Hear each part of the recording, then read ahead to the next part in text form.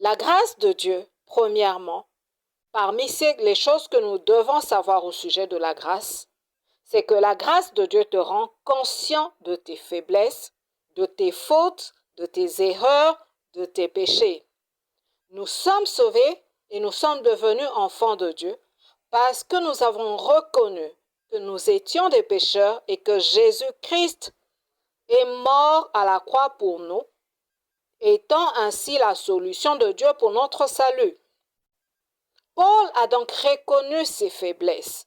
Au verset 9, il dit ceci: « Oui, je suis le moindre des apôtres. Je ne mérite pas de porter le titre d'apôtre puisque j'ai persécuté l'Église de Dieu. » Deuxièmement, tu dois recevoir la grâce de Dieu pour l'activer dans ta vie. La grâce est disponible pour chacun d'entre nous. Cependant, pour bénéficier des effets de la grâce, nous devons la recevoir.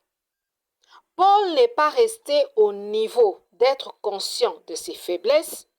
Il a accepté de recevoir la grâce. Recevoir la grâce, c'est recevoir le pardon de Dieu. Mais c'est aussi se pardonner et être indulgent envers soi-même. Au verset 10 toujours, il dit ceci: « Je suis à présent. C'est que je suis à présent, c'est à la grâce de Dieu que je le dois. Et cette grâce qu'il m'a témoignée n'a pas été inefficace. » Paul est donc passé à autre chose. Il a franchi une étape. Il ne se considère plus comme le persécuteur de l'Église, mais il se considère à présent comme serviteur de Dieu, comme apôtre. C'est ce qui a permis à la grâce de Dieu d'être efficace dans sa vie. Il y a des dimensions femmes de Dieu.